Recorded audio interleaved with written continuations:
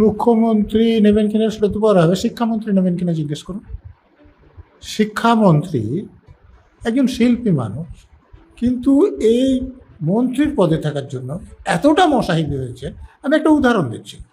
এই যে বাংলা একাডেমি থেকে মমতাকে পুরস্কার দেওয়া হলো, পুরস্কার বিতরণ অনুষ্ঠান কথা আপনার মনে আছে? মঞ্চ থেকে মমতা ব্যানার্জির নাম ঘোষণা করা হয়েছে, মমতা ব্যানার্জি মঞ্চে বসে আছে, তিনি এসে পুরস্কার নিচ্ছেন না। সে পুরস্কারটা নিচ্ছেন মন্ত্রী, যিনি যিনি বাংলা একাডেমির চেয়ারম্যান, তিনি। এর থেকে হ্যাংলামি মোসাহেবির কোনো উদাহরণ আপনি দিতে পারবেন?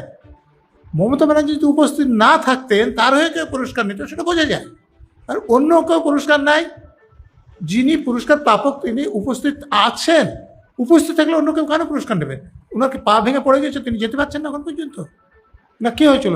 মাজা ভেঙে গিয়েছিল। তো এগুলো ব্রাত্য বসুরা যা করতে পারে, সেটা কোনো লজ্জা শরমেরও কোনো সীমা নেই, নির্লজ্জতারও কোনো সীমা নেই। মোসাহেবির তো কোনো সীমার কথা ওঠেই না।